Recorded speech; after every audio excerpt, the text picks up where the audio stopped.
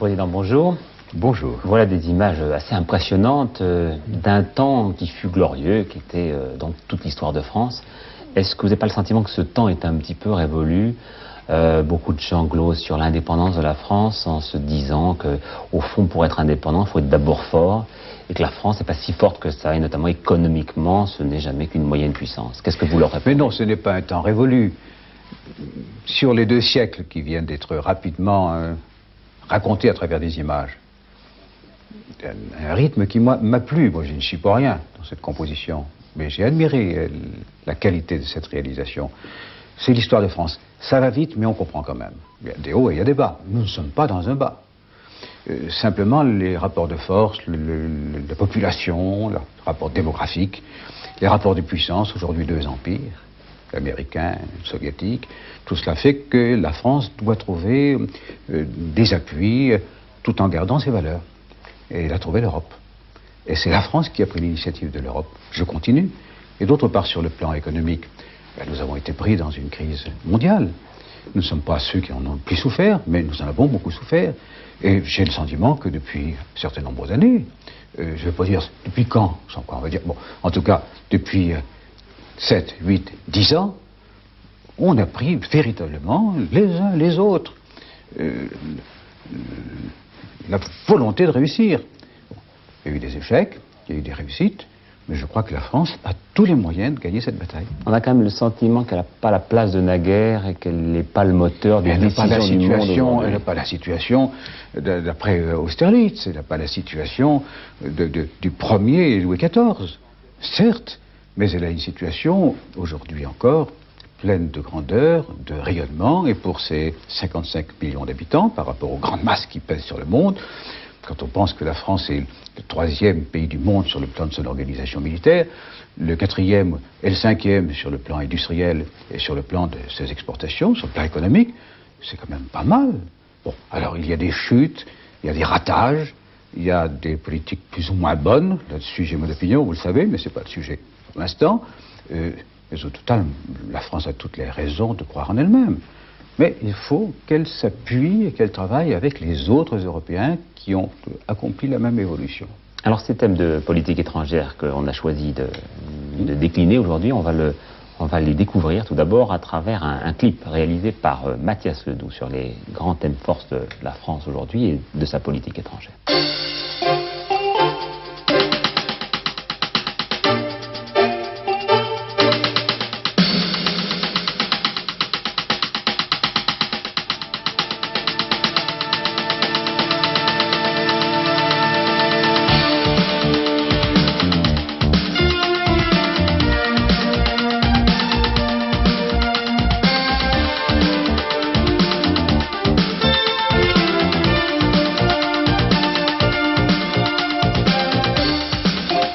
La France a besoin d'un président qui décide en matière de politique étrangère, la position de la France dans le monde, et en matière de défense.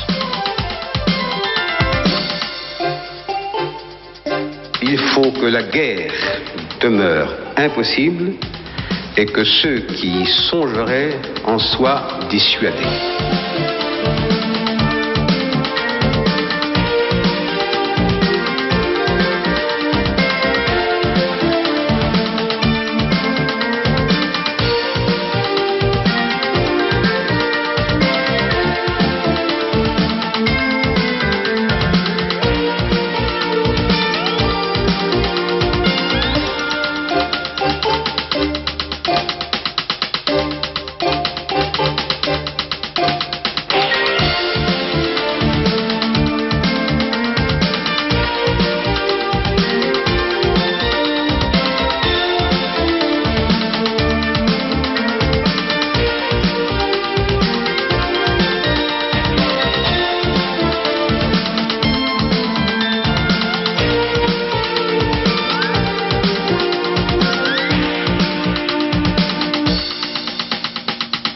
Nous devons veiller toujours à respecter la souveraineté d'un État sur ses affaires intérieures, mais le droit n'a pas de frontières, dès lors qu'il s'agit de biens universels dont la liberté de vivre, de penser, d'aller et de venir est le fondement.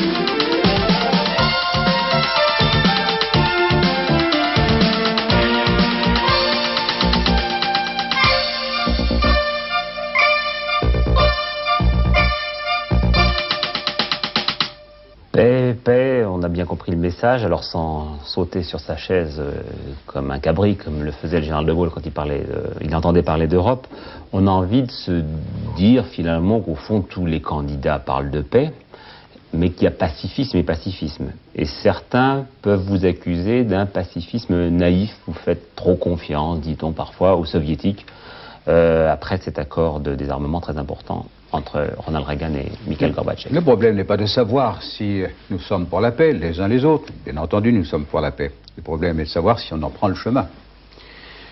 Posez-moi des questions. Quand vous me dites, par exemple, vous faites trop confiance à M. Gorbatchev, non, c'est simplement j'ai confiance en nous. C'est toute la différence. Vous avez le sentiment... J'ai confiance en moi. Que l'Europe n'est pas trop dégarnie, que la France n'est pas trop dégarnie. Et en quoi le serait-elle après cet accord? Mais vous savez que l'accord de Washington entre Reagan et Gorbatchev ne vise absolument pas l'armement de la France, ni l'armement nucléaire de la Grande-Bretagne. C'est un accord entre Russes et Américains. Et le fait que les Russes et les Américains décident de réduire un peu moins de 10% leur formidable arsenal nucléaire, moi, je trouve cela très bon. C'est le chemin du désarmement, donc c'est le chemin de la paix.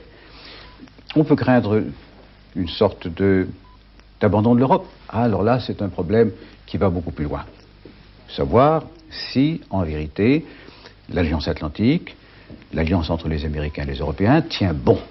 Et de ce point de vue, il n'y a pas de raison nouvelle, en tout cas, de poser le problème autrement qu'il n'a été posé il y a déjà 20 ans. Quant à la relation avec l'Union soviétique, nous sommes sur le même continent, nous sommes à brève distance. Et quand je vois le gouvernement soviétique et M. Gorbatchev s'orienter, il a ses raisons. Ce ne sont sans doute pas exactement les mêmes que les nôtres.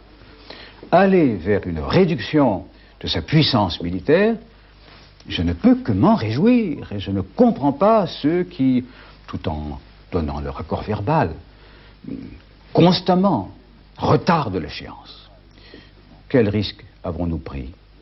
Depuis le premier jour de mon élection, j'ai veillé à maintenir notre force vraiment en situation, comme on dit, de crédibilité. C'est-à-dire que les autres puissances, et notamment l'Union soviétique, sachent qu'il ne peut pas y avoir de guerre, parce que le risque est trop grand, y compris pour l'Union soviétique. C'est ce qu'on appelle la dissuasion nucléaire, et c'est l'essentiel de notre doctrine, et je m'y tiens. Nous avons un sous-marin nucléaire de plus, nous allons en avoir, après les années 90, encore un autre. Je ne cherche pas à forcer les choses, je veux que la France reste en situation de sécurité. Mais cela ne m'empêche pas de plaider partout, sur toutes les tribunes internationales, et ici même, pour le désarmement. Je suis allé dire aux Nations Unies que si les deux grands empires, Union soviétique et États-Unis d'Amérique, diminuaient leurs armes au point d'atteindre une proportion considérable. Ils ont 13 000 à 11 000 charges nucléaires stratégiques. Nous allons aux environs de 300. Il faut qu'ils fassent un effort colossal avant que nous puissions nous mettre autour de la table.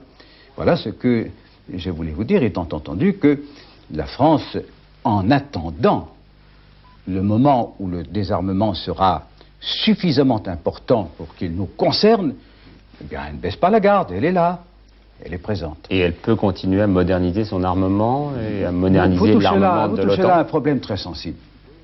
Elle continue naturellement à moderniser son armement stratégique. Le problème qui s'est posé récemment, c'était la question de savoir si, au moment où l'on est en train de faire disparaître du centre de l'Europe les armes nucléaires dites intermédiaires. Intermédiaires, ça veut dire celles qui vont d'un bout à l'autre de l'Europe, donc qui peuvent nous détruire, comme elles peuvent détruire n'importe quel autre pays d'Europe. Elles ne traversent pas l'Atlantique.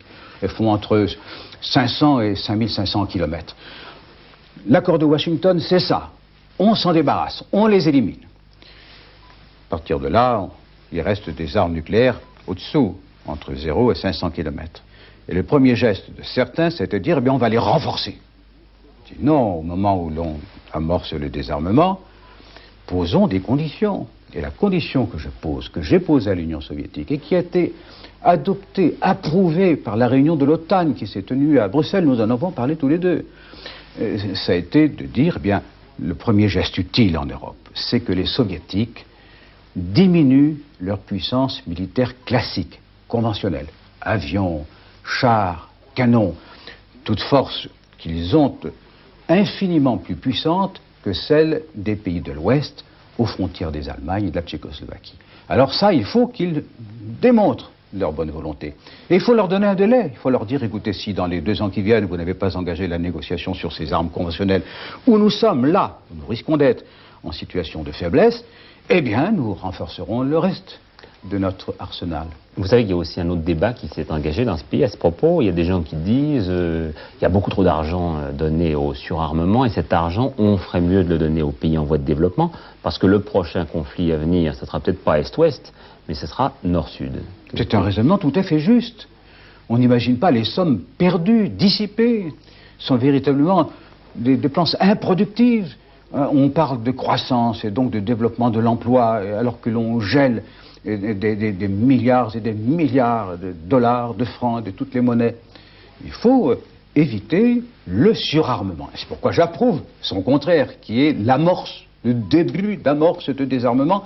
C'est le premier désarmement depuis la fin de la Deuxième Guerre mondiale. C'est très important. Bon. Alors, nous avons déjà proposé aux Nations Unies, M. Giscard d'Estaing l'a fait avant moi, je l'ai fait moi aussi. M. Edgar Faure était allé plaider la même cause, toujours sur la même tribune, en disant développons un plan qui permettrait, chaque fois que l'on désarmerait, surtout sur le plan nucléaire, de consacrer une partie des sommes économisées au développement du tiers-monde. C'est peut-être une vue un peu idéale. Elle a retenu l'attention. Je crois qu'elle trouvera un jour une réponse. Mais bien entendu, le problème du tiers-monde ne tient pas qu'à cela. Ce qui est vrai, vous l'avez dit, c'est que les menaces qui pèsent sur la sécurité dans le monde à cause du déséquilibre entre les pays riches et les pays pauvres, c'est une menace aussi inquiétante que peut l'être l'armement nucléaire. Demain, c'est 1989. 1989, il y a tout juste 2 siècles, le grand message de la France était liberté, égalité, fraternité. Là, vous avez une poignée de secondes pour nous dire ce que vous souhaiteriez pour la France comme message demain dans le monde entier. Bien, précisément, le message de paix. Liberté, égalité, fraternité, c'est toujours actuel, hein? Paix. Au moment où les mondes sont dressés, où partout surgissent des conflits locaux, régionaux, où l'on voit la haine et le sang, dire le mot paix et en prendre le chemin, c'est un grand message, je crois. Monsieur le Président, je vous remercie. Je vous remercie également. Dire le mot paix et en prendre le chemin, c'est un grand message.